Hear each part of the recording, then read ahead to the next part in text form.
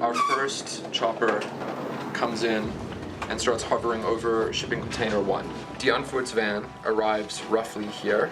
It just feels too blue. They both feel too blue to me. 22 kind of shields them. Second explosion blows this wall out.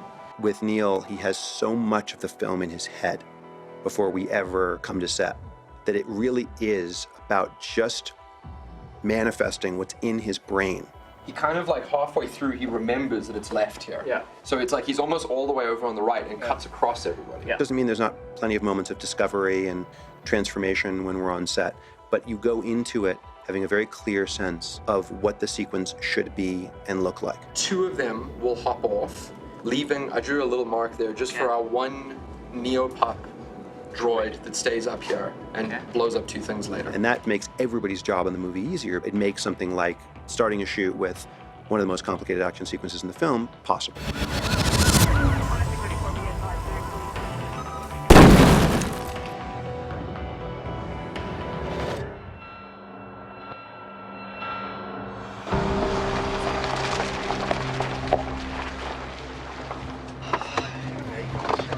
Hey, Paul, Mlungu, I don't want to hear a fucking word you got to say. A ninja. I can't hear what you're saying. Say it! Fuck you! Pitbull! Fuck! You got 7 days. Shooting the compound sequence at the beginning of the film was actually a little bit of a logistical nightmare. We looked for a long time, probably about 3 or 4 months for that particular location, because Neil had a specific look in his head. It's like the guy's getting up there and gets some sort of tactical position and he stays there. It makes sense to us. You would think that there would be a plethora of empty kind of compounds in this city, and we did find a lot, but none of them really suited the action. Initially, it was scripted as a car conversion yard, and then I suggested that maybe they're stealing containers, taking the stuff out of the containers and hawking that off. Then it just came down to basically adding some elements within there in set builds in order to enhance the battle. Droids! Droids! I'm when you were followed! Hit the explosives!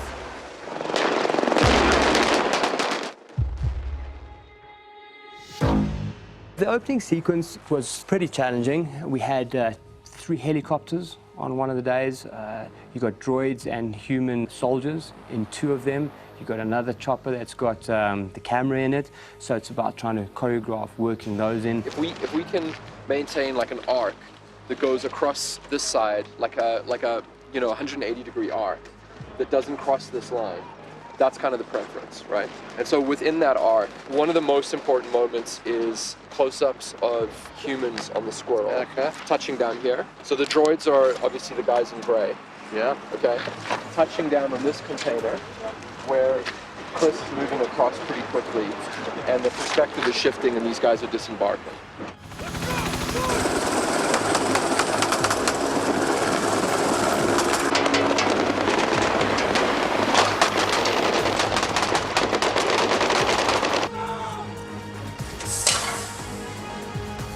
Like, I want to keep those kind of hero moments for later, which is very soon. It's actually when you're shooting at the red car. Yeah, exactly. But it's like you want to go into that like it's aggressive. You know what I mean? And it's like if you're changing mags and stuff, it makes the beginning too tactical. Yeah, look, as you're turning here now, that's the feeling there. It's like, hey. And then you're almost sort of oblivious to what's going on there. You're focusing on this guy, and then fucking all hell comes this guy.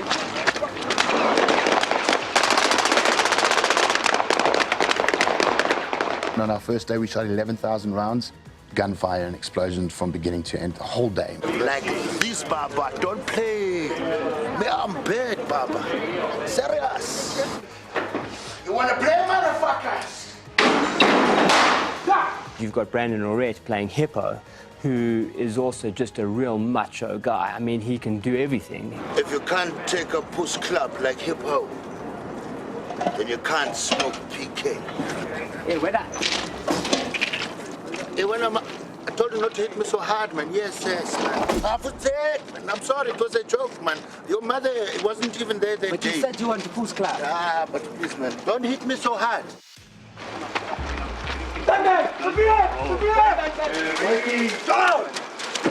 We're firing, we've got some mortars in the back of the car filled with wet sand. firing at a urethane wall, and this is one of those effects that could knock the whole wall over.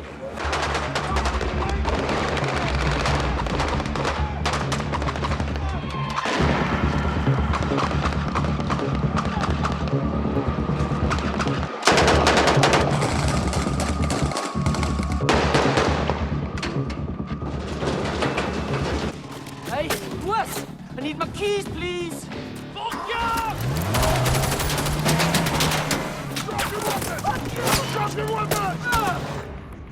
So what we're setting up for here, two things. One, vehicle comes running around this corner over here. The droids see it. We've got two trunnions firing at the windscreen, killing the driver. He veers off to the side.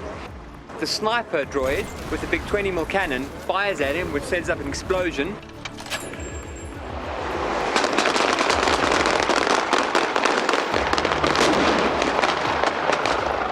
We have Warren coming around the corner on the motorbike to tie it in.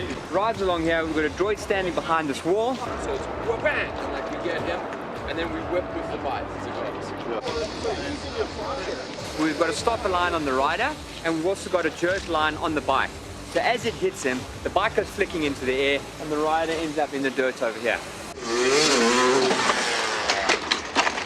I mean, there's just a hell of a lot going on. It's a cool, fun action set piece, but at that point in the story, you don't really have a great sense of kind of who your characters are. We found when we spent too long in that section, it kind of started to derail the rest of the act because you kind of had spent too long away from sort of fleshed out characters. So we just kept streamlining it and streamlining it and streamlining it further. And sort of parallel to that, we found that the scene became more and more meaningful to the story the more we made Droid 22 a kind of character in it. Move out, 22! Go, go, go! Draw your weapons. And so we started adding more lines, highlighting Droid 22. Some droids that hadn't been 22, we kind of were like, okay, let's make that be 22. Let's make 22 really be like the droid protagonist of the action sequence. And that helped kind of subliminally set up a sort of destiny for Droid 22 to become Chappi. I'm coming face to face with myself for the first time. It's quite a personal experience. Look how expressive it is. It's like shocked, serious. Oh, I'm gonna kick your ass. Oh no, I'm nervous. I don't know what I'm gonna do. Oh, I'm gonna kick your ass. There's like a full range of emotions that I can portray through this. Hey, there's the dick right there. I'm gonna get him. Bring it home. I'm gonna get him.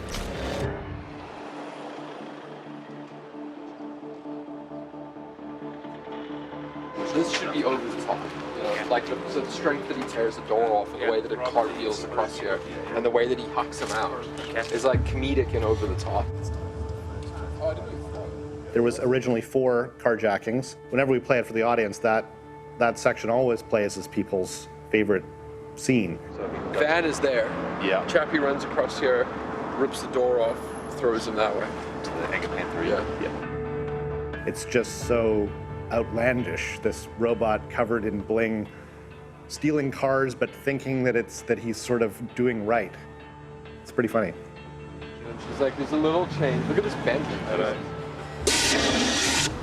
Anyway, what we have here is a Mercedes-Benz that's going to be hijacked by Chappi. He unfortunately does some silly things when he hijacks it. So we have replaced the suspension with pneumatic rams, and Chappi's going to come along and smash the front of the car with a huge big Stolson wrench.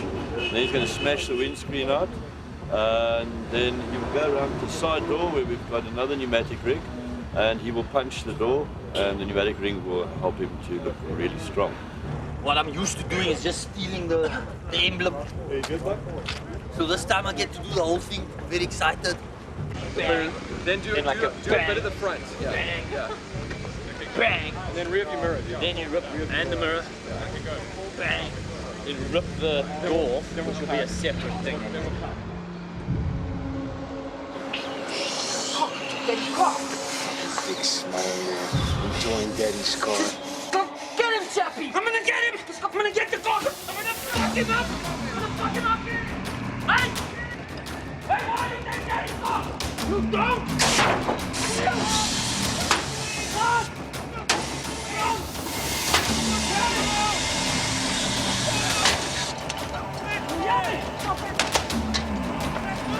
So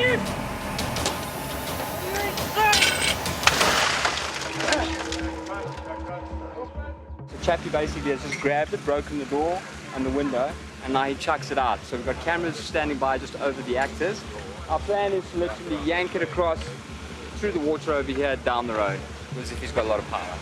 And then after that, the guy inside the car on the same system, slightly different point, gets ratcheted across the road and landing in a flower bed over here. Exactly. Ready, and 3, 2, 1, throw!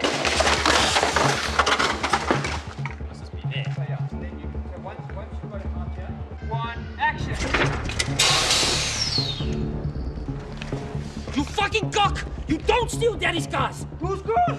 Action! Get over here! Get in! Thief! Thief! Leave the car! You fucking thief! What's the matter with you? Get in! You thief! Daddy needs the cars nice and fresh so we can sell them. Why smash the car, man? Okay, I see. Please, man, go again. Hey! Hey! Officer, is there a roadblock? What? I'm not an officer, I'm Chappi, get out! What? Out, you fucking slut! Stop stealing daddy's cars! Sit on you! Who's this? Is it daddy's or yours? What's this? Is it daddy's or yours? Sit! Don't steal other people's property! We've taught Chappi how to carjack, and he rips him out of the car, and I jump into the car. And stop doing 419 scams! So Yankee's got all this swagger, he gets in, you know it, all right, buddy. And I'm like pinning this car, and I can't get the shifter to work.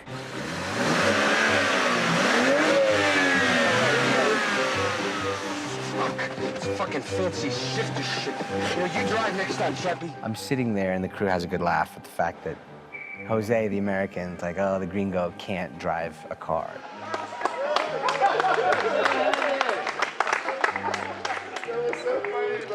It wouldn't let you go and drive. So the third time, the car just starts to just drive away on its own. And so I'm like, oh, this is gonna look awesome. I grabbed like the roof of the car and the door, and I kind of like heave myself in. I'm like, Chappi, let's go. And it still would not go.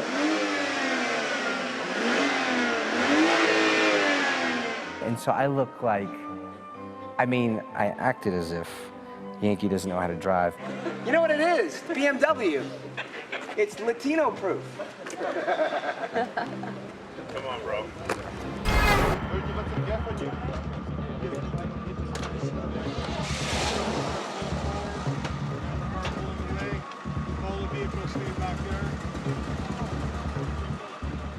The freeway sequence was terrifying because we were shutting down one of the biggest freeways in one of the most congested, chaotic cities in the world. It shut them down on a Saturday and a Sunday. The logistics of shutting those two freeways down is massive. Today we're closing off the M2 highway in Johannesburg between Joe Slovo intersection and the M1. We've got 14 positions of lock-offs with traffic officers, approximately 2.5 kilometers of freeway in both directions. A very congested city. We had great people both on the production and on the other side in terms of local government who helped us make it actually pretty seamless.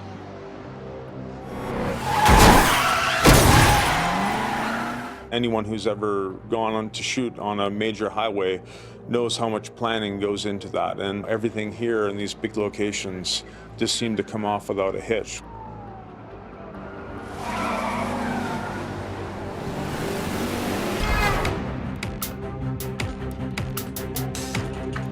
Finally, we have a heist on the M1 highway, which is basically the equivalent of shutting down the 405 in Los Angeles, or that big ring road in London, the M25. It's very important for Neil to shoot on one of those freeways because he knows them. They are the freeways that he was brought up driving to and from wherever he was going. To shut them down had a lot of red tape, Sholto and Neil got some photographs of them standing in the middle of the highway in Johannesburg, and it's just arms up type thing. It's like, we own this road. It is, yeah, pretty awesome. Literally from about 2004, 2003, Neil had this sort of discussions of heist on the highway, heist on the highway. And finally, in 2013, we're actually doing a heist on the highway, which is crazy. We've got our own traffic that goes all the way back up there. It's definitely my most fun day so far on Chappy, most historic. We just pulled up and action. So, Grant, right there, is there any way that Chappy could open the door and deal with the guy? Yeah, we could. It's just my constant thing of they're trying to make him do everything, you know, like just be in the line of fire. So, Ninja, you'd be like, look over here, if you know what I mean. Like, these guys out, okay? Like, kind of do this, I think. Like, always keep your attention here, but it's like this kind of fucking money, you know, like, so you're kind of throwing words at him. Okay. Comes out, that guy. Yeah. So this is always in your left hand. Yeah. First star, and then what you have to do is, because he can't see you, he's not going to feel it. He's going to call. Okay. Star. Star. Bang. Okay, boom. So he knows. Okay. Boom. Star. Boom. And then boom. He comes, what happens? He's coming out because there's smoke in there. Okay, so I just pull him. You're going to grab him and throw him down. Just grab him here onto As this he's going down, then you're going to start. Start, and these come off the chest. Yeah.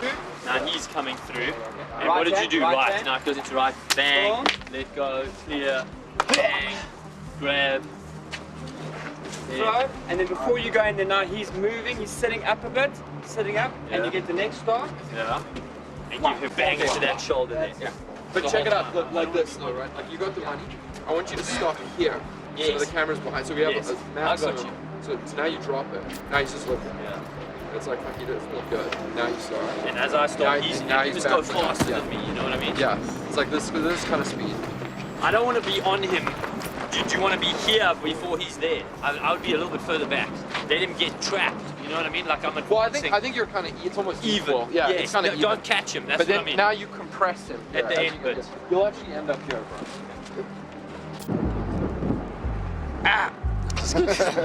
He's a good actor. I can see why they got you in. We should do more here. There should be a lot of blood, like 5,000 times more than that. Yeah. Go to town, like seriously, like a horror film.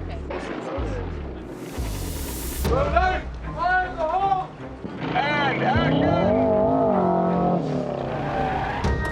Go!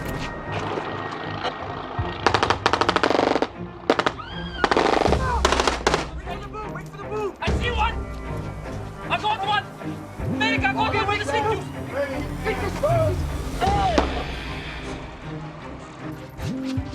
Nail it, nail it!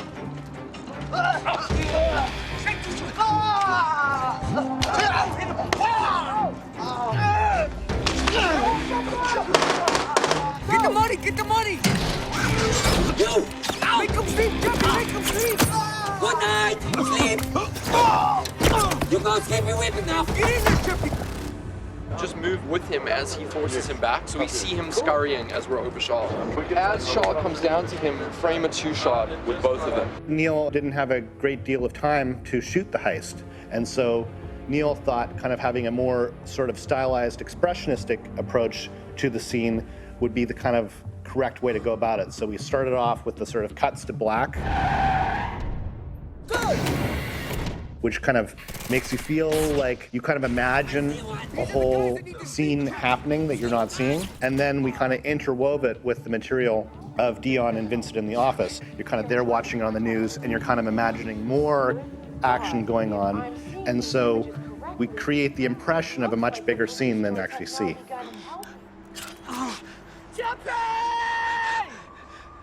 I'm sorry.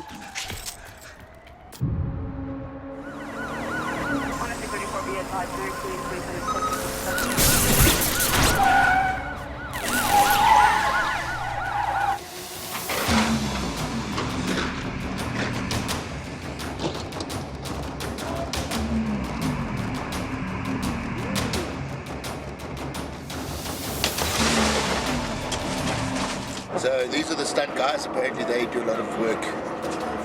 From what I understand, from what I've seen, they sit around and talk a lot of shit. Stuck in the riot, you drive the other way around there. We only go driving on the other side. We only go with one vehicle. We take the road at 6 a.m. and we have everything in there by 6:15, and we're up and we're shooting by 7, and we're in there and we have helicopters, and there's just so much coordination that goes along with that. Clear the crew out, guys. Let's get to rehearsal. Hey, Dan, do I have an image from the chopper?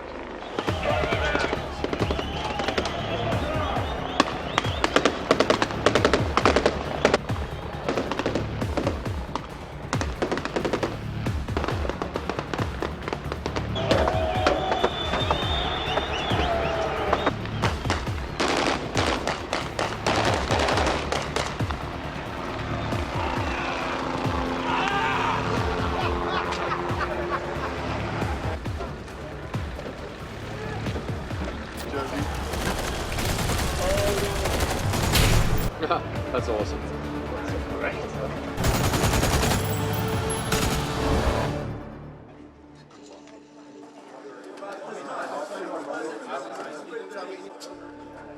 I can also just walk.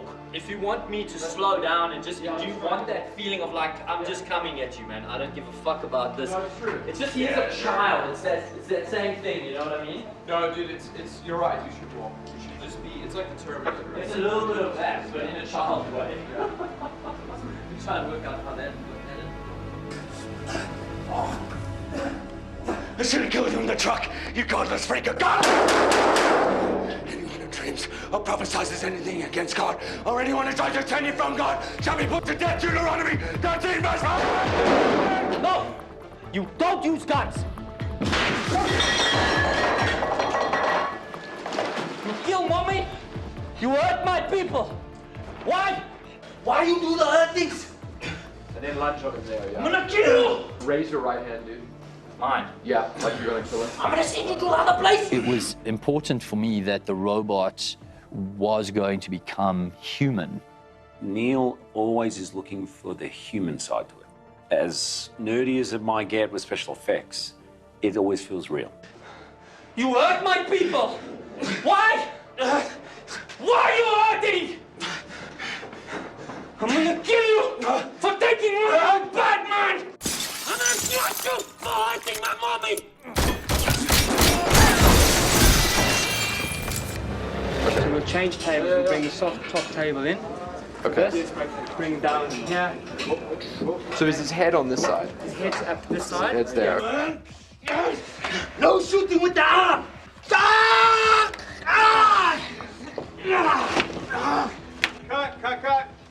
Nice.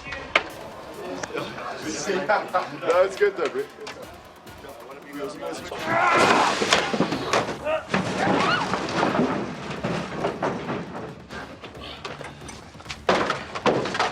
Be nice to the fellow humans.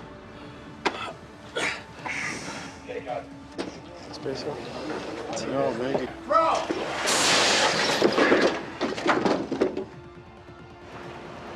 Now I forgive you, bad man.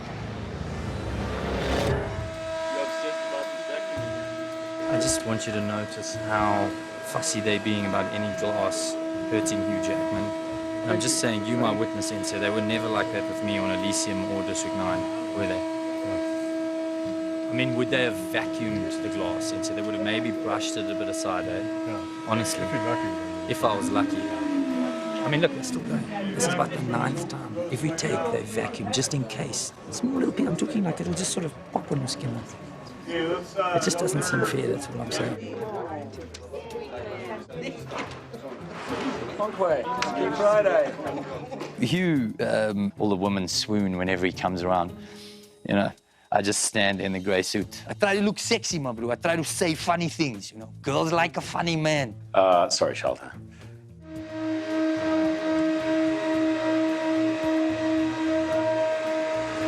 What did he say? What did he say? No, seriously. Okay, Sure that. I think they Is that a padded floor? Yeah. It's a padded floor, isn't it? For Hugh. Is that Laura Matt's floor? Yeah, they're putting this in for the stuntman because he injured himself. They're putting all the pads in for the stuntman. He injured himself and he can't quite take the falls anymore. But when I actually do it, then we strip all that away. Right. Are you cool with it? With the stuntman? having Yeah, that in there? yeah. Is it for the stuntman? Yeah. No, because I mean, and he's Wolverine, and all the chicks. Dressing in the rubber bastard. That's a wrap for today.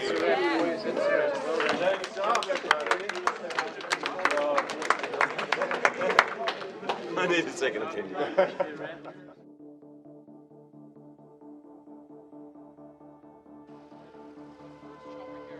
I think the biggest challenge in making sure that all the moving parts of a film, like the stunts, the effects, all gel together is communication. James, why don't we just walk through this part now, just loose? It's a marathon making a movie. It's not a sprint. You need to be able to have some laughs. Come on, Chappi's from Chappi. Free knowledge inside as well, education. There's free education. Who doesn't have Chappi's from Chappi? In terms of the amount of resources we had and the complexity of the film and the uniqueness of the tone and the physical challenges of the movie, I think it really surpassed all of our expectations in terms of what we were able to accomplish. That it feels handmade in a time in which most things feel pretty artificial. Gangster!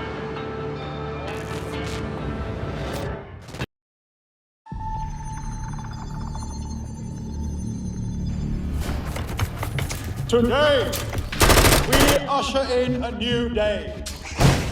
In about 2003, I was at the end of my time where I was a computer animator, and I wanted to film something of my own, experimenting, and also explore some kind of like weird science fiction ideas. I decided to create a fake commercial for a company that would theoretically make autonomous police robots in countries like South Africa, like countries with a very high crime rate. See this, 22, eh? Luck of the draw. They used him as a speed bump. Look at this. It's like he's cursed or something. The company that I named it, Tetraval, has made its reappearance in Chappi as the company that makes all of these autonomous robots. And all of the robots have the same bunny ears that are from that short. It's fun to see him bring to life some of his older, ideas that we were sort of working on when we were younger, The concept or premise of Chappi very much comes from the Tetraval short, but sort of beyond that, it was the spark that led to the whole script.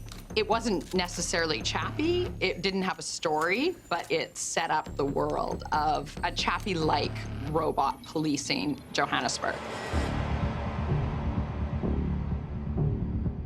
At the time that I wrote Chappi, I was actually writing Elysium, and I remember pretty clearly being in my office at it was late, it was like really late, and I was listening a lot to Die Antwoord at the time, and so I was writing pieces of Elysium that had those security droids, and out of nowhere, I had this idea for a story where that band raised one of these robots.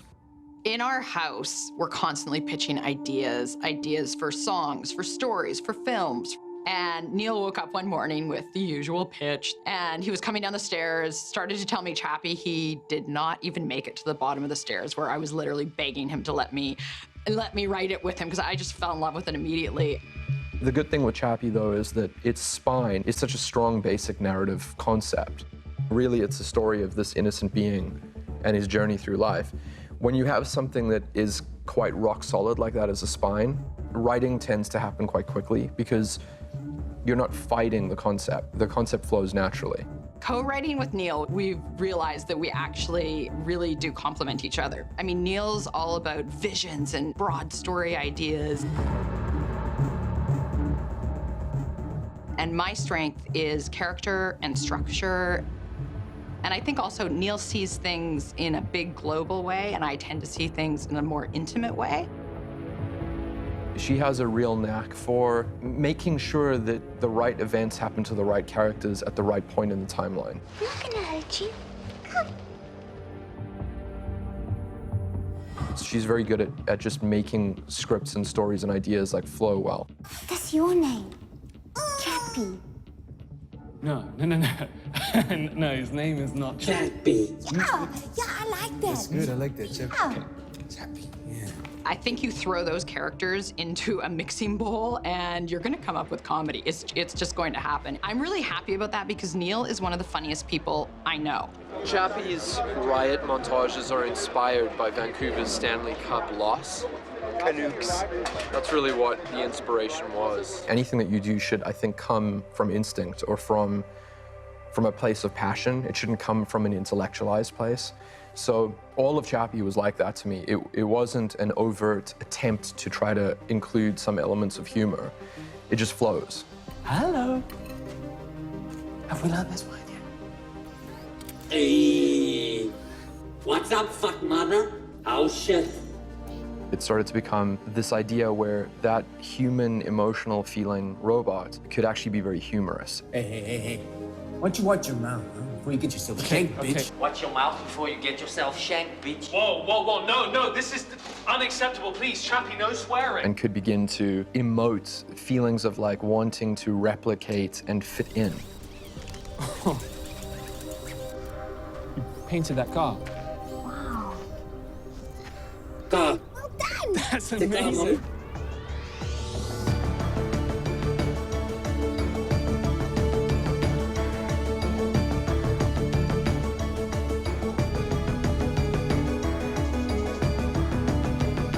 As an artist, Neil is visual. First and foremost, I would say every idea comes to him in a visual. That's just a process that Neil goes through with Weta, where they just keep evolving the design over the span of many, many, many months.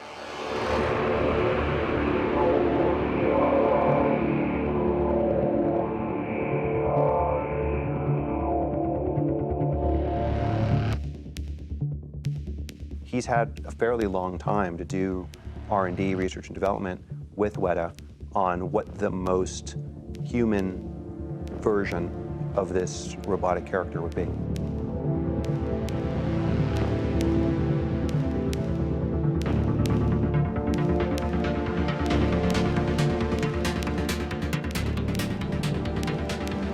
I always like sci-fi that feels as real as it can feel. Despite if the subject matter is kind of outlandish and kind of ridiculous, if it's presented hyper-realistically, I find it interesting. I saw some sketches and it's got these big expressive ears and the face has all these, emoticons that can come on it. The wiring and everything just looks so functional. Everything looks like it can be placed now and be functional. It looks like it could function in our world today. It's my favorite. Wow, I love it. Yeah, it's pretty cool, eh? The color is The color looks amazing. Yeah. The best science fiction has to feel real and possible. Neil's vision of the future is completely plausible in every single way, because obviously we have things going on at DARPA and things going on in Silicon Valley that will shock us all. That is impressive. We say she's not very feminine, but she's our baby. Most people think it is in the future, and it isn't. It's like tomorrow. They'll be taking our kids to school. And you gotta hope you pick the right robot, right?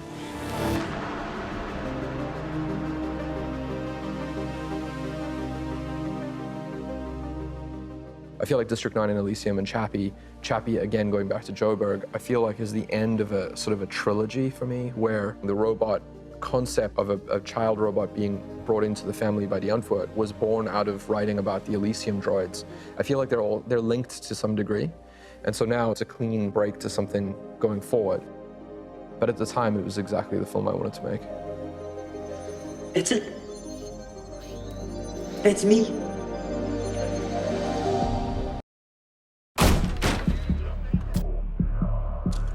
Neil grew up in Johannesburg, and it's informed so much of his sort of artistic sensibility. This crazy juxtaposition or collision between first and third world. I'm a big fan of gritty environments. When you see the cityscape, it looks like a science fiction city. It's a fascinating place. It is this incredible melting pot of countries and cultures. Johannesburg in particular is a violent place. It was kind of a perfect backdrop for a place that would need droids to come in. The murder rate in South Africa goes between like 40 and 60 people a day. It's a city that looks like it's had a war, but the war's never happened.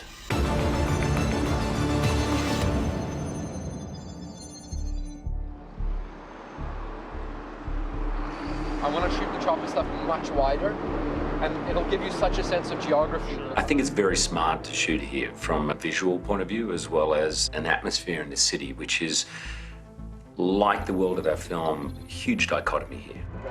So this, in a wide shot, that whole thing is the press conference. There's this sense of sort of high technology and really modernity here, but there's also a sense of, you know, it being very connected to the rest of Africa and being in some ways still a developing world. It's about the city and the tower and then tilting down. So we're on the highest floor. The world that he can create with these backdrops, it just shows how many worlds can exist in the modern city. Welcome to the real world, eh? There's a million things in the film that are inspired by Johannesburg. You know, it's a critical part of the filmmaking process for Neil, in terms of the landscape, in terms of the character, in terms of the intensity, in terms of the incidents that happen. And as he moves, now you know that you're in. The style of everything kind of relates to Johannesburg, which Neil really wanted to play in the film. You get all these dark alleys and graffiti, and the downtown is a bit kind of destroyed, and as a visual element to add to the film, it's almost the point of camera and it looks great.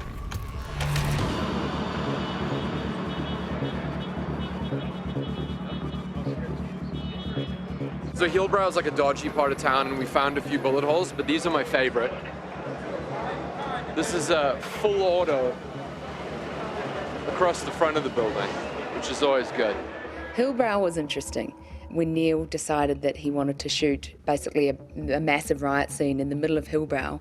I think, dude, one camera up there that gets over the edge, and then one on that side there, raking against, because as the sun goes down, it'd be really cool to be shooting through that stuff. It's always down. He needed the urban look, but it had to be surrounded in buildings so that he had the depth of the buildings and the height so that we could throw fridges and throw TVs out of buildings, because that's what happens in Johannesburg.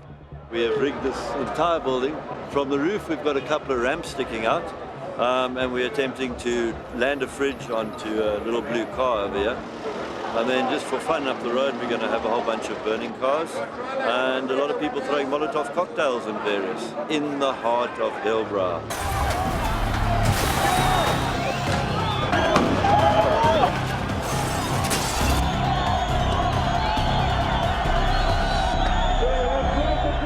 We are destroying Johannesburg. Shooting in Hillbrow, we had to take bigger security precautions. We had a security company on especially for that particular night that we were shooting there. Guys, you know what happened if this is a real riot? Can you break that line? You guys are dead. We must have had 10 meetings in prep to sit down and talk about evacuation plans and talk about what was going to happen if anything did go wrong. We had, barriers for everything, and everyone knew exactly what van they were going to get in if anything happened. Because if it turns bad and you've got 150,000 locals there, you don't know what they've got. So we were very well prepared. The city is tearing itself apart.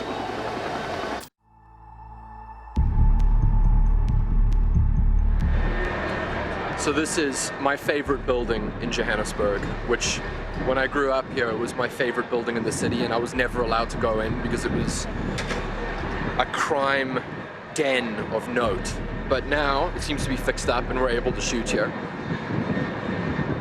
Good location. Ponte is a location that we shot King's Crime Den. Ponte's a great building. It's probably got one of the best views of Johannesburg. It's in the middle of downtown. It is dangerous, but they're trying to change that. The Ponte building literally feels like it has the heart and soul sort of stripped and gutted and cut out of this building.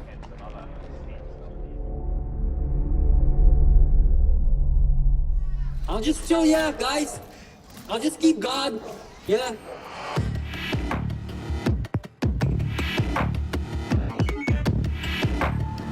A king! My brother. A man. The decoration of the apartment upstairs in the hallway was as it was in the day. In the real world, Ponte used to be a apartment complex for very wealthy citizens. And in the early 90s, Ponte was taken over by gangsters. Police couldn't even go into the area because it was so dangerous.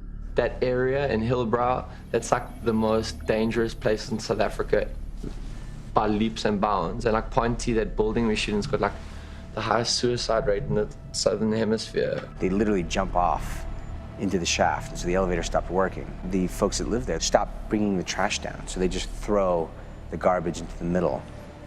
And it stacked up over the years to the 5th or 6th floor, which is like 50 feet of garbage that needed to be cleaned out of there in order for movies to start shooting there. Dude, is this for real? The difficulties with shooting in that were, the surrounding environment was a little bit touch and go. Just getting in there was was pretty interesting. Yeah, I'm thinking about getting a summer place here in South Africa. It's really nice. You come around and Everything about that building, it affects you, no matter who you are and no matter how many times you go there. It's a pretty incredible place. Just a little bit frightening to hang out there. When I first did my first music video, I shot it inside Ponty, but we had to dodge bricks and eggs and stuff. People also die because they throw shit on people's head when you stand There's a style, if you walk into the middle, you throw someone with it. Because if they start throwing bricks and bottles of urine, how do we keep the crew safe? Do we make a net? And Neil was like, no, it's easy. We'll just weld all the windows closed. So they welded thousands of windows on the inside of this building closed so we could shoot there. Creating a space at the base of that building was, obviously a big thing for him because of the internal atrium. Creating this space where all of these gangsters kind of have their gambling ring, basically turning the whole thing into an amphitheater. The dogs, all 4 or 5 of them at times, were just digging in their heels, and they didn't want to go inside because the dogs were feeling me for sure. Like, let's get the hell out of here.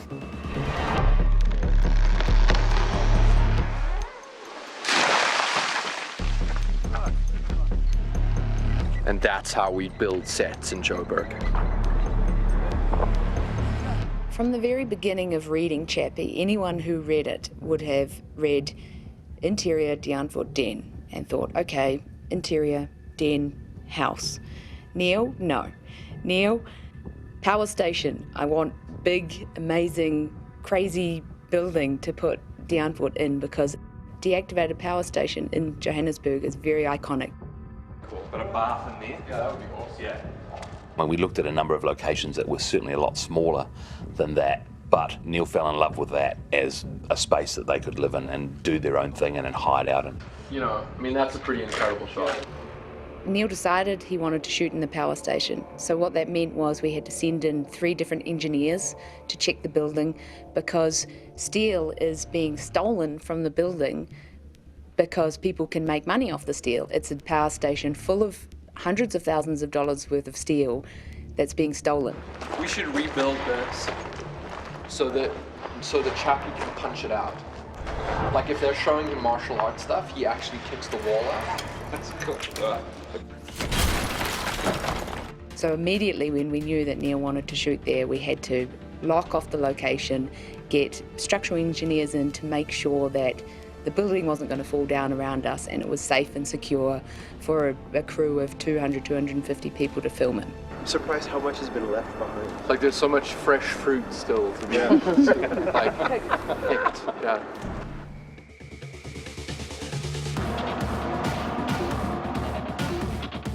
We had initial meetings with Deanford and showed them our ideas and found out how they felt about what we'd put forward. So this is your stuff? Yeah. This is stuff that... Yeah. The people who are doing art department, we were a bit like this alien to them. They were like, what the hell are we working with? And they weren't quite sure how to work with us because we're quite specific. Yeah, and make like alien head cupcakes and like yin-yang cupcakes. Exactly, space cake. Neil let us bring in our homie Kezia, who's like does all our music videos with us, and so it was just, we just had a little team of the 3 of us doing the main things, just decorating our little secret hideout. Just pimp yourself out as best as you can with whatever you have.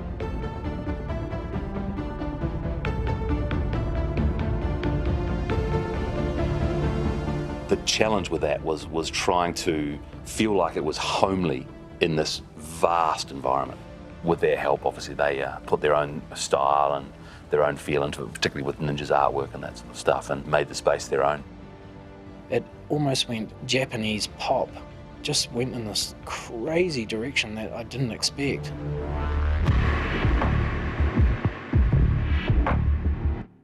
The final product just is unlike anything I've seen.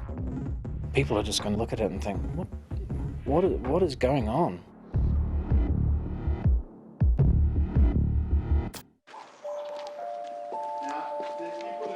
This is my childhood home that I grew up in that will now be the gangster's den. And it's been taken over by squatters. So it's kind of a bit strange to see it like this, but it's also sort of cool that it's going to get put on film. I think everything plays out like by the pool and then by that central patio area. One day Neil comes to me and says, I want to shoot in my childhood home.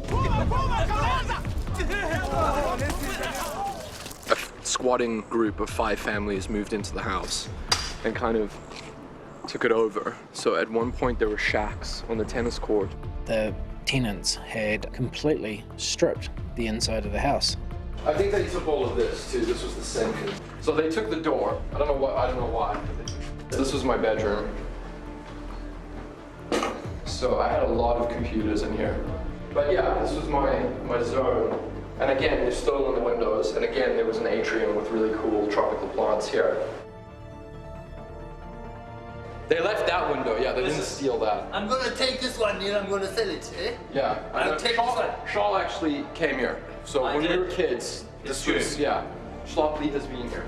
I was in the house and it was very different at the time. It had a different vibe. It did. What's like back in New York? The house was actually in much better condition than it ends up on film, because I'm sure it was nothing like that growing up. Yeah! I want a billion rich!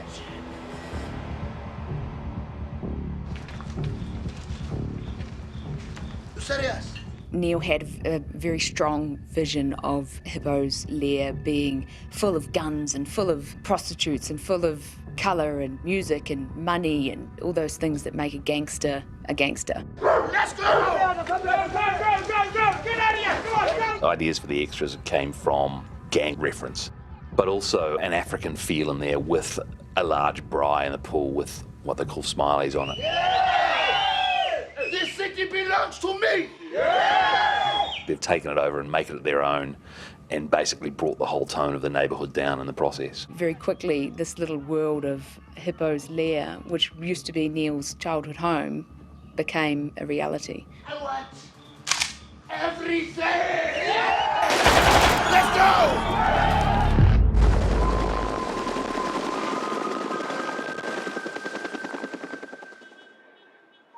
It's so great to see a director who's doing a film do it here with crew that he works with. He has family, his brothers in the film.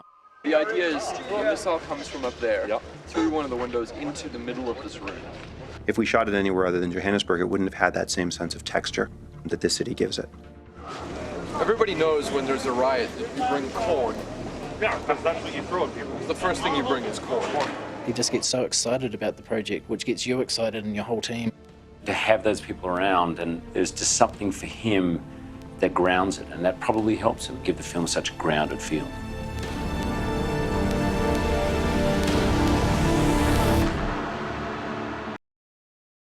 Chappy be the rudest bad boy in Joburg, streetwise professor, fuck mother. You the rudest bad boy in Joburg. Chappy be the rudest bad boy, streetwise professor in Joburg, fuck mother. Yes. When Neil first pitched the story, the artificial intelligence side of things was really interesting to me, but what really struck a chord with me personally was the fairy tale wonder of the entire story. It combines a lot of different genres. The movie's really about an artificial intelligence robot that sort of comes to life, and you're watching the battle for that robot's soul in some ways, between a criminal side and a more intellectual side. By the end of the movie, it sort of grows up into integrating all of these different sides into one organic whole. Chappi, say shoe. Shoe. Say rat. Rat. Chappi is the world's first sentient robot, and he comes into the world very much like a baby would. So it was quite an interesting challenge finding a sort of childlike archetype to work on, mixing that with, what we would call the Cape Flats gangster, and then making him, with an IQ of like 350. At the center of this movie, I'm sure a lot of people will talk about the visual effects that made Chappi possible. But I think the thing that will bring Chappi to life is Charlotte's performance. And everything takes its cues from Charlotte. The way the robot's eyes move, or its ears move, and certainly how its body moves, is all dictated by Charlotte's performance. For me, Chappi has always been Charlotte. And I was really afraid at first that you would lose that. And when the shots started coming in with Chappi as a robot, it was still Charlotte. They kept everything Charlotte did and then added things that just mirrored what he was already putting across. One of the reasons I wanted to do this was to work with him. He makes unpredictable choices. He's always got a sense of danger about him. There's always a sense of fun. Even if he's playing the villain, it's alive. And I love to watch him on screen. To act with him is a joy because he loves to rehearse, he loves to talk things through, he loves to get blood out of a stone. He wants every scene at the end that you've wrung everything possible out of that scene. And that's what I love about him. He's wearing the full grey suit and he's wearing a pair of shorts with a belt on. I said, dude, what's with shorts? And he said, the problem for me is as Chappi, he grows up into being a gangster and is taught the walk and everything. And when you're wearing a full skin-tight lycra suit, it makes you feel like an athlete, and everything about the gangsters is all different. You know, they've got their jeans hanging around the bottom of their ass and they're just sort of walking around. It's all their sort of movements and it's loose, and he said, I just feeling is costume and shoes are all really important. What I did with those pants, and you can see it in some of the scenes, is as soon as I get my pants down, at that point, then everything with a gangster comes from here. Watch, eh? You miss it, you lose. Ne? I sit here like this. So that was my trick, basically my magic, the thing that I needed to transform, to go from grey suit man into gangster Chappi. The only thing I needed, my bro, the only thing was a belt and a pants that I could drop to this height. And then I also was able to add some bling rings every now and then, which sort of helped me. And occasionally I would wear the actual bling that you see Chappi wearing in the film around his neck. He's made this character so adorable, you can't help but melt. So acting opposite him has just been so easy. I'm Dion, remember? Dion? Yeah, I made you. I've worked on a lot of special effects films, and I've never been in a situation where the person who's going to be transformed into a visual effect completely is actually just acting. Yes, they're wearing a grey suit, but having someone like Charlotte there is so genius. And I think the design of the actual Scout robot, the fact that it's about the same height as him, means he doesn't wear stilts, he doesn't have to hold a stick with a tennis ball on top, you know, it feels very real. Very early on, Charlotte as Chappi was coming up with ideas and concepts to make sure that what he had created as Chappi would be transposed as the actual animated character. This was quite an interesting performance for me, movement-wise. It was something that I had to be very, very aware of. You know, every single mannerism, everything that he was doing, because a lot of the essence of Chappi as the animated robot was obviously going to be how he moves, how he looks, just his little reactions. He was always very interested in, you know, what could he do best, not just for being on camera, but what could he do best to help best inform the animators that were going to later be taking over his performance. There was a lot of focus spent looking at how Charles moved and mimicking everything we could, and then just layering on top of that. He did a fantastic job using body language, gross body language, to help convey that age. I think a lot of it was in the pauses. Children will stop and think while they're kind of doing things. He stumbled around, he kind of tripped, he made mistakes, everything wasn't perfect. The chest plate and the other practical suit that Charlotte wore really helps give the actor an idea of what his range of motion is, if he can move, how far he can move things, or how he can fold his arms or do other things. It was also important because any of the interaction with any of the other actors, having them go and touch Charlotte when he's wearing the skin-tight suit versus having this apparatus on him, allowed the interactions to be much more accurate. We start out making him look like where he comes from. He's a police droid. But then over time he gets these mannerisms, and he gets bling, and he gets spray paint and graffiti, and he gets all of that added to him. Chappi goes through so many stages of development in the film. We've broken it down into cores and panels. So there's 3 Chappi skeletons, and then there's 8 sets of panels representing each stage. So the complication with that is that everything that we do in these moments where we're shooting the physical dummy, the physical Chappi, relates back to the VFX character and the continuity that they have to follow. Chappi as a robot wasn't designed to be a walking, talking, sentient being. He was designed to be a police scout, a robot that was there to maintain peace and discipline within the city. So a lot of his design features aren't specifically related to how he would emote. To be honest, when I first saw some of the designs of Chappi, that was one of my biggest concerns, was how are we going to pull off the emotions that this character is going to have to do throughout the movie. You want to maintain the design, you don't want to overdress it with things. So the ears, and yeah, they look mostly like ears, but they're very articulate, and you know, when you look at like a pet or something, the ears can tell a lot. Then we had 2 face bars, one on the upper brow and one on the bottom brow. And then I guess the third thing was just actual head orientation. You know, he could cock his head slightly or twitch it. And then in a couple of very limited cases, we actually adjusted the icons on his eyes as well, just for sort of comedic or really driving something home in a shot. Mr. Chappi, in life, lots of people will try to tell you what you can't do. And you know what? You must never listen. Chappi learns from all of his parents, mostly Ninja and Dion, and to see what he is able to assimilate into his soul and who he is very interesting. I'm kind of playing his father figure in this, in a way, which is strange. It even feels strange saying it. Dion genuinely cares about this robot. You know, he genuinely wants it to do well, he wants it to succeed, he wants the world to see this thing succeed. I've put so much into this creation and it's come alive under these dreadful circumstances. That Holmes is a clever little robot right there. That Holmes is a clever little robot right there. Hey, this motherfucker talks ghetto, huh? This fuck mother talks ghetto, huh? And then that moment of like, hey, this thing wants to be like us. Let's let it be like us then. Yankee's like, oh yeah, we're gonna take him under our wing. And he's thinking, oh yeah, this is gonna work. What's up, fuck mother? Oh shit. Where did you learn that from? These guys? Hey. My character spent years of his life creating this robot just to be ruined, you know, by these guys. So that's massively heartbreaking. I'll call the police on you, I swear, for mistreating him. I mean, the word humane and human has always seemed like a gross joke to me. And Chappi, I think, behaves in a far more humane way than most of the characters in the film, yet he's not human. Why do humans do this? Why are you all right? No, Michael, you're gonna be okay. Chappi is just an open spirit, and he's the shining light. He's actually the inspiring one of the film, and how, in many ways, like kids can in our own lives, remind us and show us possibly how far off the track we've gotten.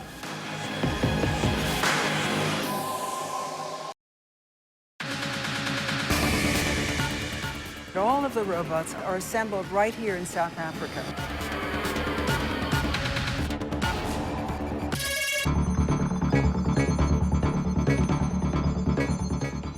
People, if I may have your attention, please.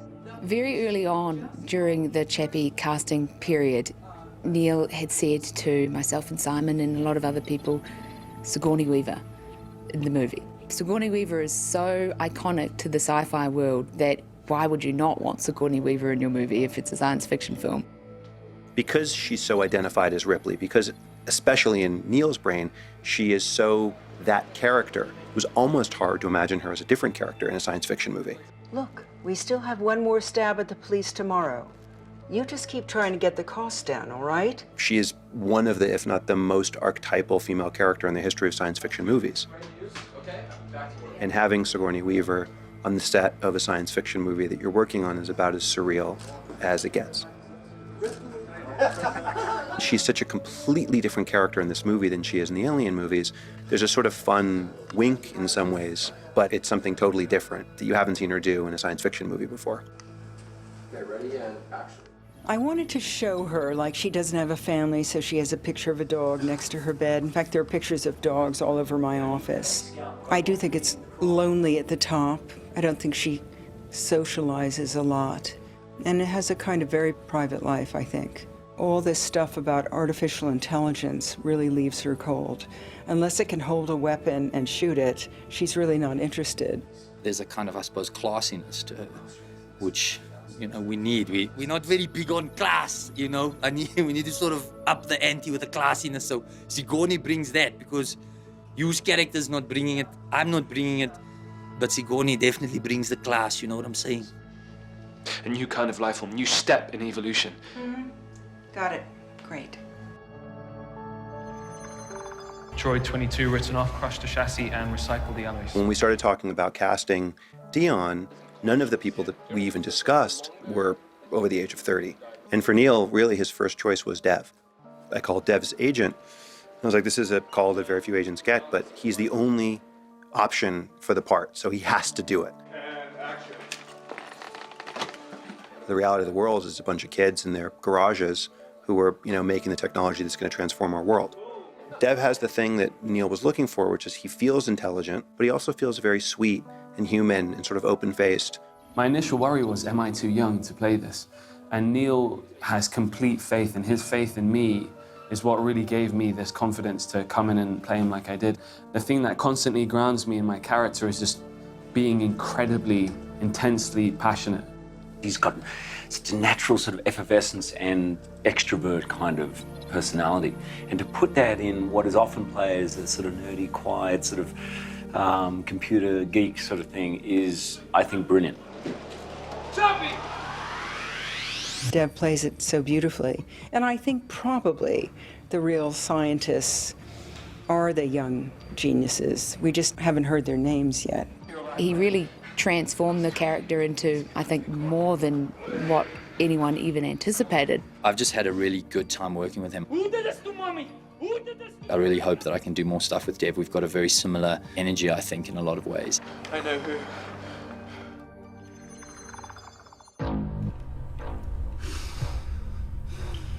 When Neil decided to cast Hugh Jackman as the villain of Chappi, he had a very particular idea in his head about what the villain would be. Neil and Hugh together just have developed one of my all-time favorite villain characters in a movie. You're making me as cross as a frog in a sock, mate. He's A-type, alpha male, jock, with the wickedest mullet haircut ever to be seen on film. I think this dude rocks. It gives me a smile, even at 4 o'clock in the morning. I keep forgetting, I'll look in the mirror and go, yeah. What I didn't know about Hugh Jackman is that he can improvise incredibly well. And a whole bunch of his stuff, you know, some of the favorite stuff that I saw him do was improvised. Secure that demon. Please, huh? You don't negotiate with me, because I'm not your friend. Hugh is just so professional in the sense that he grasped onto every single aspect of what Neil wanted as a director and gave it even more. You're absolutely drawn to him and captivated by him, but also quite afraid of him, and maybe even a little bit like disgusted by him, which is just a fun, weird way for Hugh Jackman to be on screen. Vincent, come back! This is the counts, and you're gonna come back! I'm gonna come back! On the move! Neil just loves to let actors sort of play, and I love that I can have this long, long take. And I think it's great to be working with a director who's so open to all these things we might bring. Lots of people will try to tell you what you can't do. And you know what? You must never listen. If you want to paint, you can. Anything you want to do in your life, you can do. Okay. Okay, nice. Cut. Chappi, if you want to be in the gang, you have to be cool, like Daddy. You need to keep it gangster. You need to keep it gangster.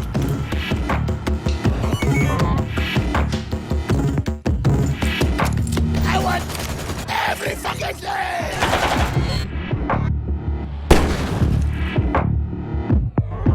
It's time to bump up the jam. The Antwoord in some ways defies definition and explanation. You have to see them to fully understand what they're about because they're so completely unique. You're going to do that with the The Antwoord made quite a big impression in the internet community with extremely, I suppose, hardcore South African-based rap, utilizing a lot of the intense energy of South Africa. This one is also fucking dirty. They bring so much colour to what Neil wanted to create. The style in which they were shown was true to themselves. a dysfunctional family film with like this indestructible like gangster robot that's our son, and he asked us to star as ourselves. The characters in the movie are actually quite distinct from the personas of Ninja and Yolandi and who they are in real life. There's aspects that are similar because Ninja has this very strong, aggressive vibe about him. Yolandi has a sort of sweetness. Mommy. Mommy. They are these characters, they've been these characters for such a long time that they just had to get used to, I think, a little bit the filmmaking process. The real life dynamic is very similar to just coincidentally how the characters we were playing on set, which was really cool. I think I'm gonna take you to go see the real world. It was just a real powerhouse collaboration between the three of us. Nice, Chappi, nice.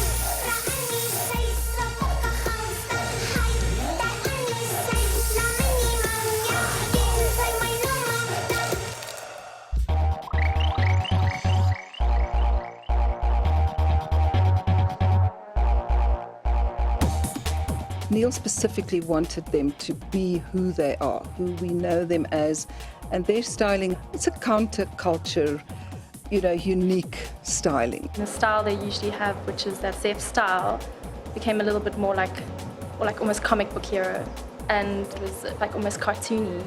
He wanted them to have this pop star, plastic, luminous quality that would pop out from their environment. And you'll see our style in the movie, the way we dress, the way we talk, the way we act. It's a style called Zef. Zef is originally like a diss, like an insult in South Africa. It's changed its meaning now, it's become dope. It's like a cool meaning, and we also made it our own thing. And what Zef means for me is like that you literally don't care what anyone else thinks of you. Like, you represent yourself in your music and how you dress, how you think, how you speak.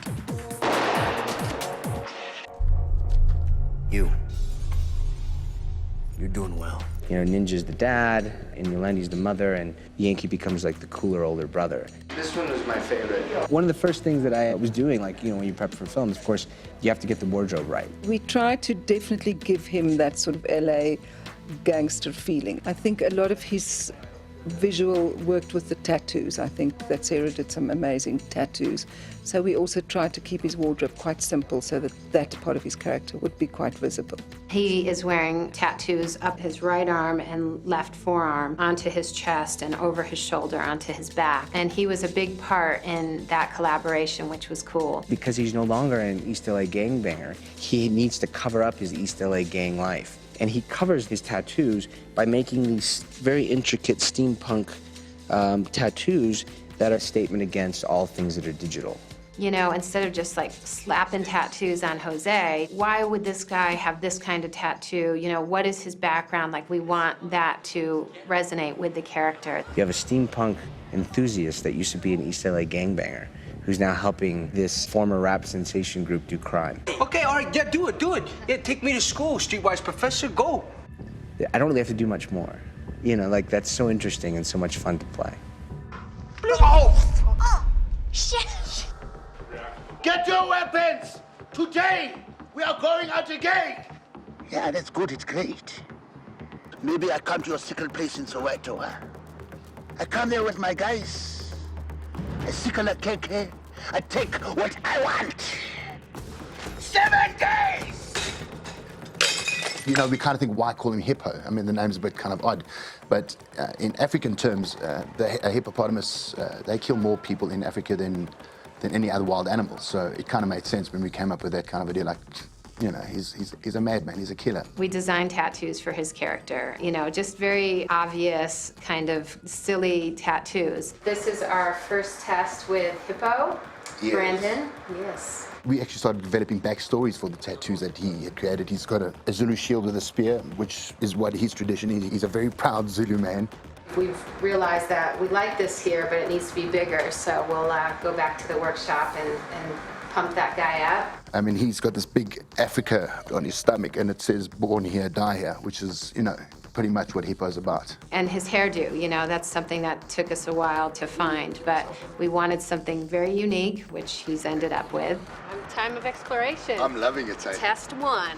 Sarah's hairstyling and his tattoos was very much Johannesburg, African. There's a very specific feel about that. And we tried to, again, to make the wardrobe quite subtle so that it didn't interfere or become too much. I was a little bit worried at first because it is so over the top. But when Brandon got out there, he owns all of that so beautifully. That is hippo.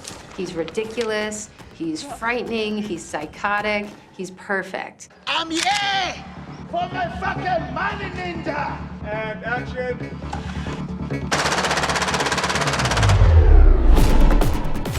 Our style's unpredictable. That's pretty much our theme. Same thing with Chappi. It's really and truly like a family film. And on another level, there's this like big drama. So it's got all these things in it, but at the end, it's unpredictable. He's got this heartfelt questions about life and about what it is to be human, layered with special effects and visual effects, and then these crazy, crazy ass characters that bring it to life. Gangsta #1.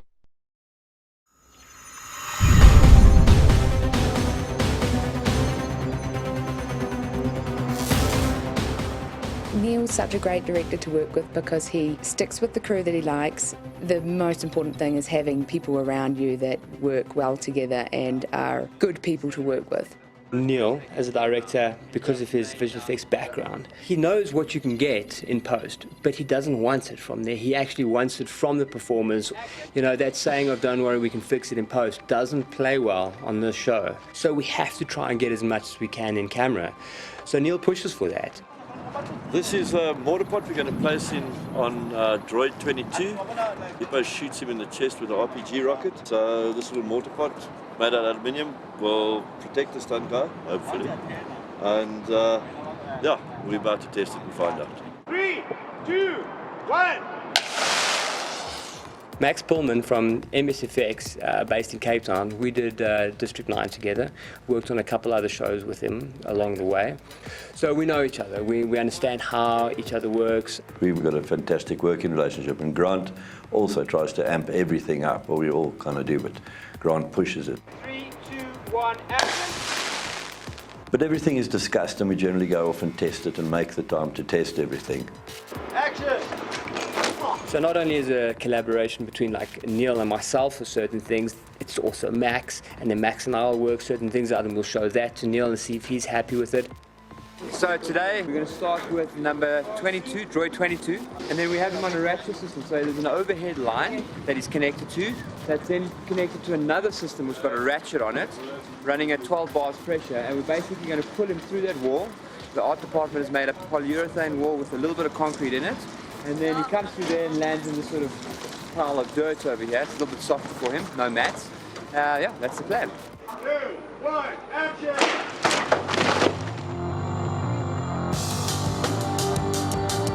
I think the biggest challenge in making sure that all the moving parts of a film, like the stunts, the effects, all gel together is communication. Making sure that everyone is on the same page, making sure that they all know what's going on. Yeah, Neil is strange in a way that it's fairly loose. You've got an idea, a pretty good idea, but that can change. 3D space, it's kind of just there, yeah, I guess, right? Cool. We'll just hang it from a stick up top. Yeah, and then, cool. So yes, of course, we'll have a basic idea. On the day, we might have set up one thing, and then Neil will have a vision and he'll see that, wait, it's actually going to work better somewhere else. So we need to be on our feet, and you know, that's why the teams have to be good so that we can keep up with him.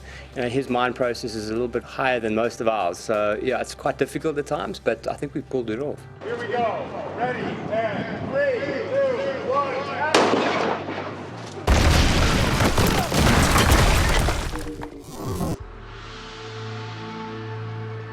so it's like instead of the curve, when he fritzes, the curve turns into a straight line. So it hits the other car incorrectly. Vincent manages to turn the droids off, and so we have them fizzling out. But luckily we had one at night driving in a police car and also fizzles out. So what would happen, the car veers off, knocks another vehicle, and then we send it off an incline on the side of a highway. He veers across, he hits another car, which would be the white Volvo up there. And then from that, veering off towards this Armco barrier over here, which the art department has made all soft. So we've got an aluminium section over there with fake uprights. We've got a little bit of a kicker ramp placed on the other side of the Armco barrier. The idea being that comes in, hits that, lift the car up, flip it over, and then coming down this hill over here, rolling down to a stop somewhere over there.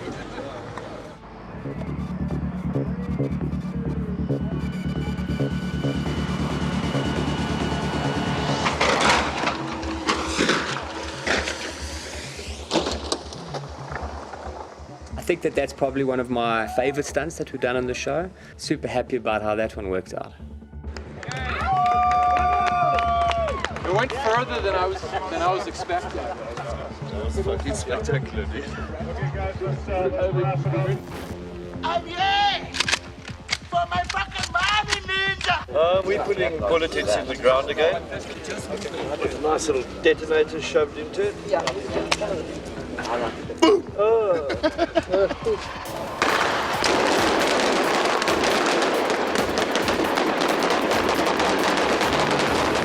I've done the stupid thing of speaking to Neil and the stunt coordinator and say to him, look, I'd really like to do as many of my own stunts as possible. I mean, I'll walk away if Grant, the stunt coordinator, says to me, walk away. I'll walk away because I don't know he's looking after me. But luckily enough, I've been able to do most of my own stunts, and I did my first kind of dive through an explosion into a pipe. I was slightly off balance, and it was like, Neil, wow, that's great acting. I'm like, I wasn't acting. I was trying to find my balance.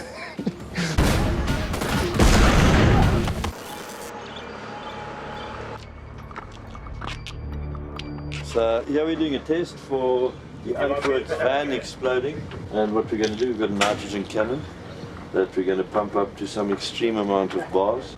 We'll open an actuator and it will tell us how far the unforward van is going to fly, and then tomorrow we'll rig the real thing. Fire in 3, 2, 1.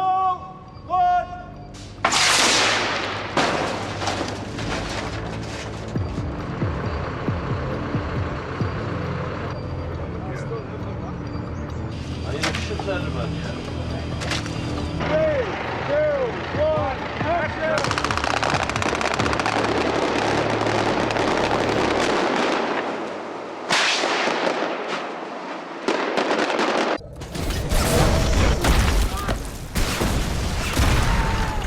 The missile comes from up there, through one of the windows into the middle of this room.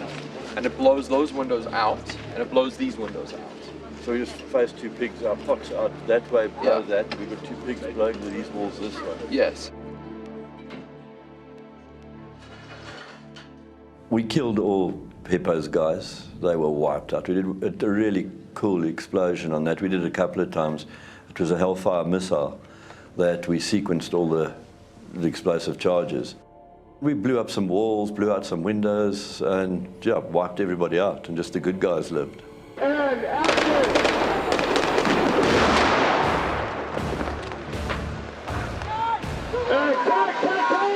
We had the Moose firing some missiles, and we had to time it with missiles incoming strikes and missiles leaving the building and attacking old Hippo. So there was quite a timing issue to fire it all correctly, but on the cues, and it all fired well and covered everybody in muck. Thank you very much. That takes his upper body and throws it there. Whereabouts were you? Well, One thing that's really helped is coming back into an environment for him where he's worked with a lot of the people that he worked with on District 9. For him to walk in here and know the crew and be able to shoot like that, and there's a shorthand that's there. We banged through a lot of material in a short amount of time, and I think we've been able to make like a 70-day movie in 60 days and not really have to sacrifice anything at all. This is the site where the moose kills Yankee. What he's going to do is step on his guts and then pincer him and throw him against this wall. We love killing Jose. It's so much fun. He's great to kill. We killed him in Elysium. He was Sandro, and he got blown into a million pieces, and that was gory and wonderful. I don't know what he did to Neil, but he gets killed in even better fashion in this film. So what we're going to do is we're going to bury this box in the ground. Jose's going to sit in the box like this dummy is hanging out just now. His upper half is above ground, and then we built a lower half dummy that connects to his chest, and it's full of blood bags, and also has a pneumatic ram which pulls a plate down which crushes his midsection. So we need a moose to stomp on him. Yes. And then we need blood to come out the sides. Yep. We had to do this all physically, so it was a collaboration between Weta and stunts and effects. And what we came up with was it would be excellent to have Jose's expression of pain and horror. So we decided to break it up into a couple of different stages. On cue, we can fire the pneumatics, crushes him, VFX put in the moose foot later. You have to hold the button.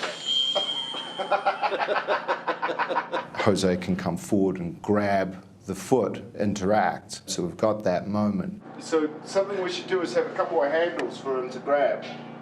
How to lose weight very quickly. Then we can cut, bring in our full dummy, which is rigged to separate at the abdomen, filled with explosives from Max's team. What I don't appreciate is that they call me a meat bag. All right, bring in the meat bag. I had gotten in the hole, and I was in there for probably an hour and a half. And what was weird is it starts to mess with your brain. It's like, why can't I move my legs? Don't like spray it everywhere out of your mouth. Multitask.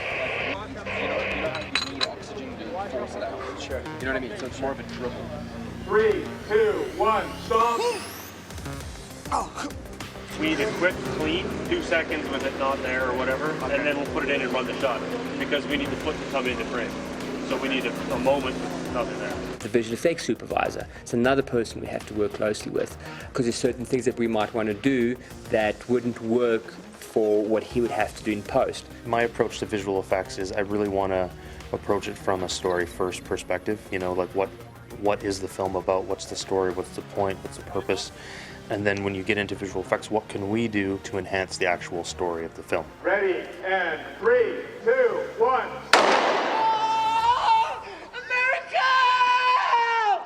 We've always got to show a test to Chris and see if his vision is the same, and then perhaps Neil's going to come along and change that. That's why we need Chris there all the time, because we can't see what he can see. So the whole time there's that communication that works between these different departments to get to where we are now. They get me out, they clean me up, and then they bring in the Yankee dummy, which is pretty hilarious. And now it assumes the position that I was just in, and they put this thing on a cable, the dummy, and they're able to just yank it back. Basically, we're setting up here for extending the dummy into the wall using the ratchet on a 4-to-1 ratio system at the moment. And 3, 2, 1, go! Everyone was able to make sure that they knew not only their own piece of the puzzle, but what everyone else's piece of the puzzle was in case it affects them. Otherwise, if you don't have all of those things moulding together, it's just a recipe for disaster. 2, 1, go!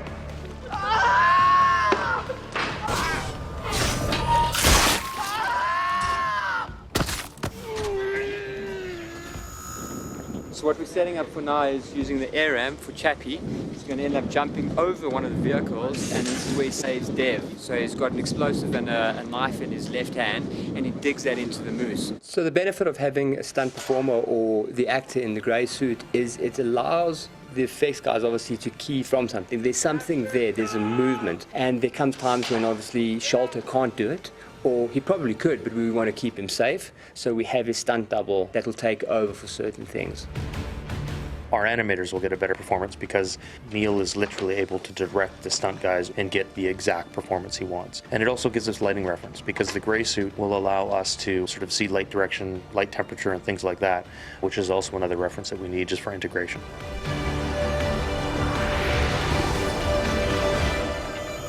Here we have the moose killing all hippos chaps with cluster bomb. So we're going to have a whole bunch, 25 explosions going off in this entire area here. In that entire sequence, there's some really nice things blowing out these trajectories of missiles and lining them all up. So the moose battle was actually my best part of the film. Ready, and action!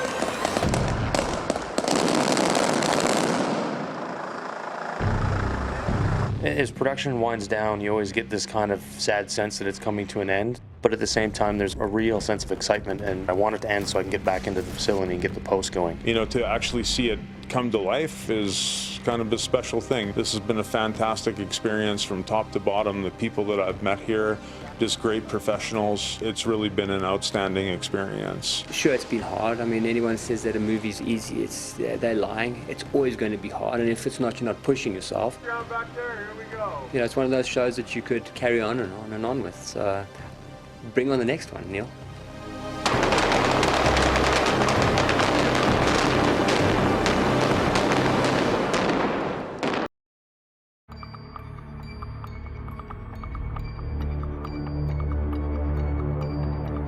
If you look at the reality of warfare now, it's becoming more and more robotic, right? Like it's drones that are going out into the field much more than human soldiers, much more than human-driven planes.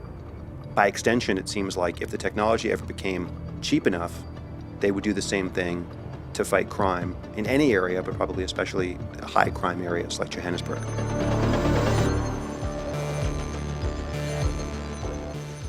Put all the presentations together for Neil to choose which weapons he'd like for all the characters. Ninja's main sort of character weapon. It's your basic M4 platform with a silencer on the end, your torch, your Tech 16.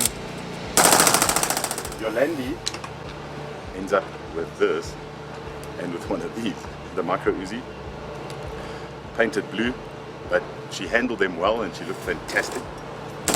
In Hippo, he's got the golden AK, which we made up specially for this movie. You can see a lot of wear.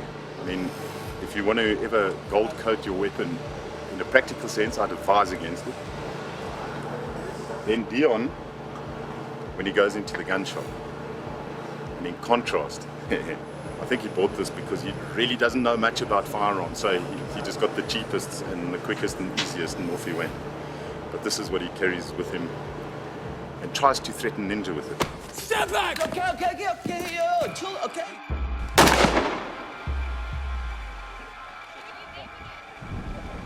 I was aiming at the tree, but I moved. We've developed this weapon system over about a 10-year period, and what's unique about the weapon system, it allows you to shoot a high-velocity grenade at 310 meters per second. So this is giving you man-portable, cannon-type firepower. The grip is on the side, obviously it's very unique, and that's to allow the weapon, the main weapon system, to recoil in the stock.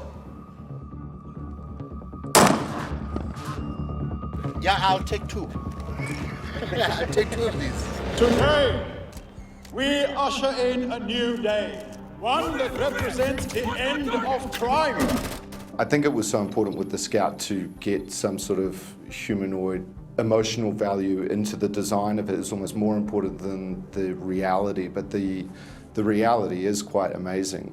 It's a very practical creation is what the Scout is. He's kind of shaped in the version of a human in a way, so he can kind of blend into society, you know, as much as possible as a robot can. Neil is someone who comes from a visual effects background and has an amazing visual imagination, and so he had a very clear idea of the sort of shape and feel of Chappy. And then he went to work with the guys at Weta and just crafted this robot who feels high-tech, but also feels very human and animal. From design aspect to right into practical props, they think about every single item that has to be created and why things have to work the way they did. Weta found a way to make the ears articulate. I'm gonna kick your ass. Oh no, I'm nervous, I don't know what I'm gonna do. And make him feel superhuman in a way, but not inhuman. It's realistic. It's what a government could actually maybe afford in a few years. It had to be tough. It had to look like it could do the job, and that came right down to scenicking level where we've got scratches on the paint where they're sitting in the helicopters and so on, that sort of thing, grease marks, all of that. They're a piece of equipment, so that's what they end up looking like. The police force is very happy with the stuff. Very, very happy. We've just ordered new droids. Thank you. And we've been very successful at bringing down the crime rate. But this, no, we don't want this. I mean, look at it, it's overkill. It's expensive, it's big, and it's ugly. Vincent's Moose is this big, imposing kind of war machine that's kind of intended for disaster situations and to kind of cause carnage. My character develops this robot called the Moose. The actual Moose is built by Neil Blomkamp. He calls me one day, I need CG models. And he comes back within 12 hours, this is what I want. Some of it is just stuff that he's been playing with in his head, whether it's mech suits or robotics in different movies and even commercials he's done over the years. The moose is terrifying weapon that is animal in that it sort of walks on its hind legs. In some ways is as much a monster as it is a robot. So we send the model off to Weta. They tweak things and make sure that it's what they can create into the physical prop, which was a 12-foot tall, insane robot that stood around set, and everyone could not believe what they were looking at because it's so incredible. So this is the moose. This is Vincent's creation, designed by Neil Blomkamp. He has a 40mm cannon here. He has a minigun up top. He has jaws of life. He has a grinder. This is all for search and rescue kind of scenarios. He has a net gun. He can get around in various ways. He's bipedal, he can walk around, but he's also got these large jet engines here, so he can fly. Let's go!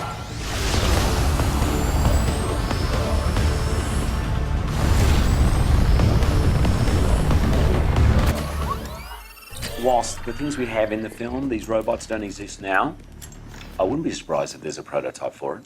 Maybe in Neil Blomkamp's backyard, there's a little actual prototype of the Scout. Destination or task. If Neil's actually not on set and one of the Scouts, you know, in his next movie is directing, you heard it here first.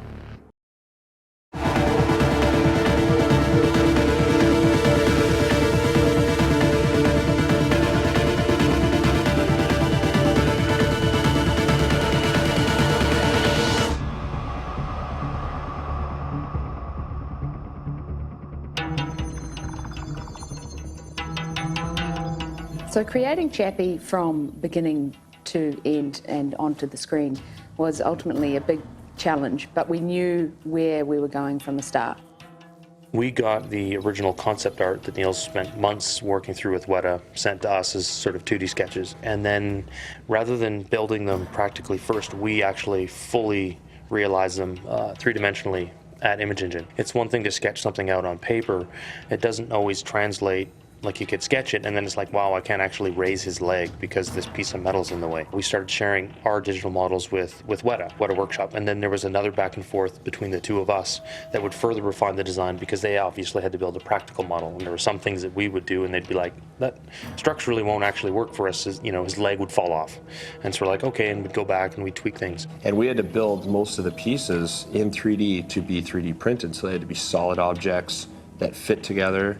The screen they were going to put in, like the head had to come apart so they could put it together. So hardcore industrial design, like you can't cheat. We had to build this thing to spec. We looked at a lot of reference, and they needed to see how a certain shoulder or you know, how the waist would pivot or the neck, or what kind of mechanism needed to be built to drive those pistons or whatnot to make them work.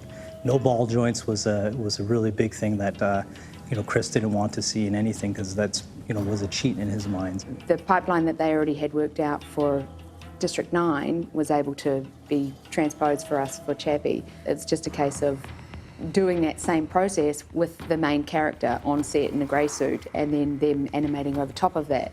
That's where Image Engine really comes into play, where they basically create Chappi from the palette of what Sholto has given them. Sholto is acting as a robot, but behaving in human terms. So he does, you know, things that people would normally do. He interacts, he drives cars, shoots guns. Some of those things we totally take for granted, and the nuances of some of that stuff, even set decoration choices play huge roles in the visual effects. Inside of the de-Antwoord van, they chose these like leopard print fuzzy seats, which, you know, from a visual perspective, sure, they're neat, but for a visual effects artist who has to go and reintegrate Chappi's holding these things and painting out Sholto, it's a huge challenge.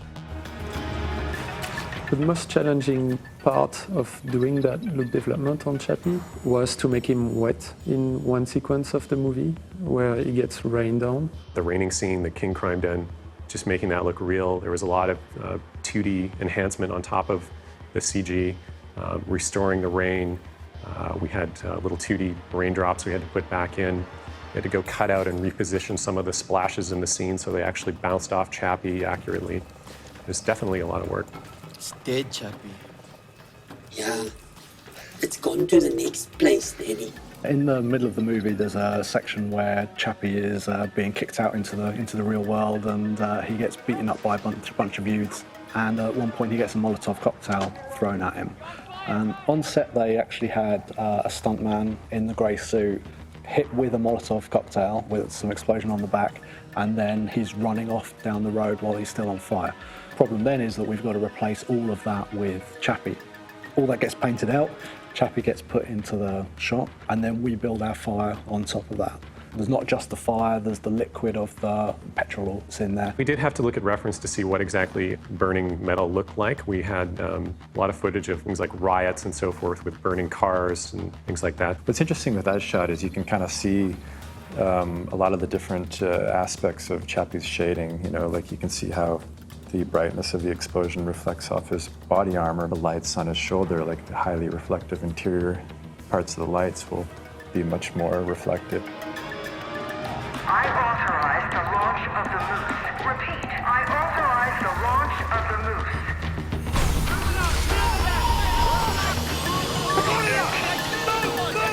Moose was a challenging character for us. So there was a lot of design back and forth in terms of how physically is Moose even going to be able to move? Like, what are the mechanics behind it? We had concept art that was great and quite an iteration process on the weapons that he has. Neil wanted him to be fairly outfitted in terms of his destructive capabilities. And so there was some fun, creative back and forth that we were allowed to get involved with. The Moose sequence is a little bit different because you can't have a gray suit performer that's standing there that everyone's reacting to or that we can even reference. The art department made a giant, huge plywood cutout that we painted gray that was kind of a cross section, you know, a front on and a side view of the silhouette of Moose. And that would help sort of set up a general volume of where he needed to be and give the actors some eye lines. And once everyone had that sense of volume, we stopped using that. And actually one of our data wranglers, we had a huge pipe with a ball on it, and that was, he would just run around and he would block out the story beats of what Moose would do in a shot. And then in addition to that, he's got these giant vertical takeoff and landing rockets on either side of him that blast dust everywhere. So there was a lot of help from the special effects crew on set, you know, blowing things around with wind machines and things like that. We got an idea of what the Moose looked like, but we had these one of those hover choppers that had a camera on it, up and down. So we had to try and imagine the size of it when we had a little helicopter about this big, you know, giving us an idea of where our lines and that should be. If you get the movement wrong, you quickly lose scale, you lose the ominous sense that you've gained throughout the film, seeing him standing there and seeing these big guns and all this. He's a tank essentially on legs, so you want to have a real good sense of weight. A guy on set holding a pole with an X on the top that says this is the top of Moose, and he starts walking through a shot, and that dictates the camera movement. So you now have to match that camera movement in your animation, still conveying all the intricacies of his movement, and then adding a little bit of clumsiness or loose jointedness in his arms, say, as he walks, to sort of get that point across that he is still a robot in development and not quite market ready.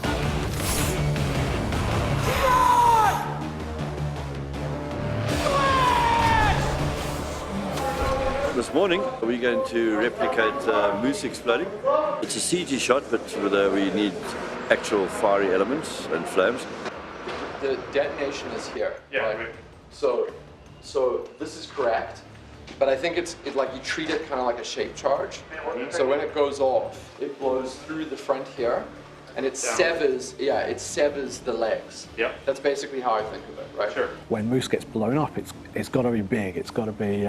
It's got to look real. We've got to add additional fire to the stuff that they've added on set.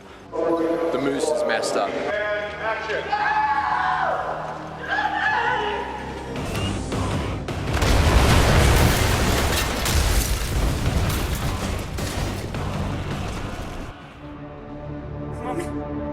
Ultimately, the true test for Chappi will be if people forget that he's CG.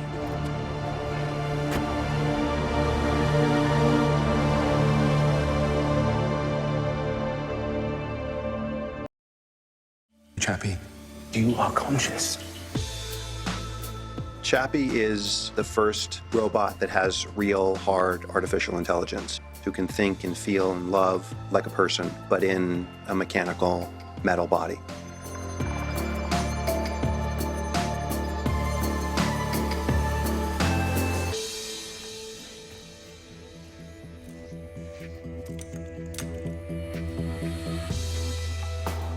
Neil is really interested in artificial intelligence and the way that it's going to define the future.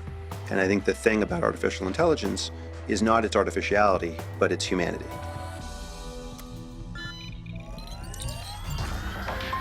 The world definitely has robotic systems currently that can learn. They learn fast and well. As far as the free thinking is concerned, that's a leap which has yet to occur. True consciousness is something which is ever evolving, ever self-adapting. There's no boundary to it, whereas within an artificial intelligence system, unless it had a means to modify itself and expand itself, it would be confined to the boundaries of what it was trained to do. When we create these robots that can perceive feelings, or they can mimic us, or they can make decisions based on rigid rules that we gave them, we don't know enough about ourselves to make the determination on whether or not this machine actually is thinking for itself or whether or not it is consciousness. We're finding out more and more that we're all machines, all of us. Everything that happens in our brains, everything that we think, everything that we feel is a result of our makeup and the things that are going on inside of our heads. So we don't know enough about how those systems go together to actually say that some of these machines that we have aren't conscious.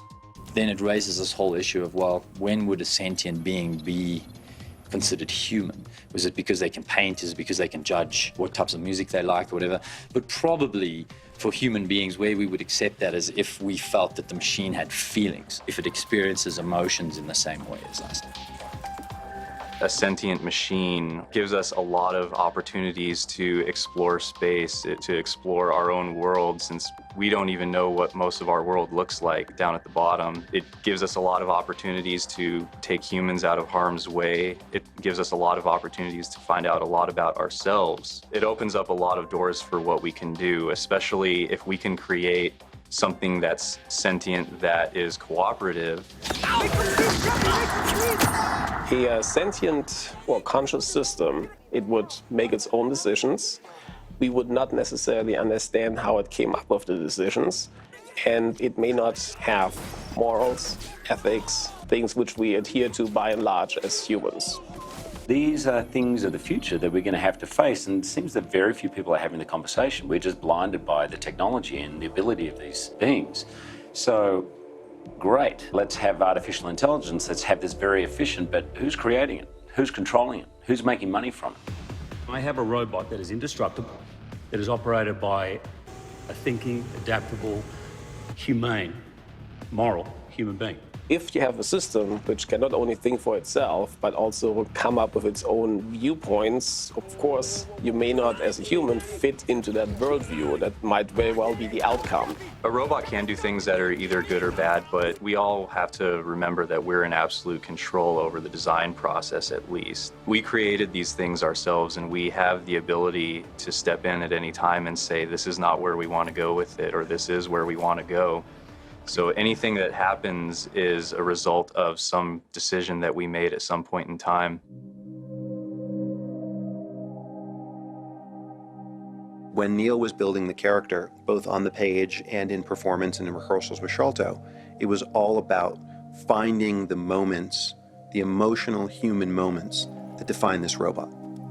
There is something human in the way that we define humanity, which is hard to define. Meaning, like, it loves, it has opinions, it has instincts, and all of those things are part of the character of Chappi. It's just a temporary body, Mommy. You don't have to go to the next place. It's hard to say whether or not a robot can achieve consciousness in a way that would satisfy us, mostly due to the fact that we don't really understand what gives rise to what we perceive as consciousness in ourselves. The way AI for the last 50 years or so has operated is not the way we pursue true autonomy or consciousness. There needs to be what we would call a discontinuous transition, meaning it's not an incremental improvement, it needs to be a disruptive jump, a leap. I think within our lifetimes, we should be able to see something like that. So I kind of wouldn't want to necessarily pin it down, but within the next 10 to 30 years, we'll have it.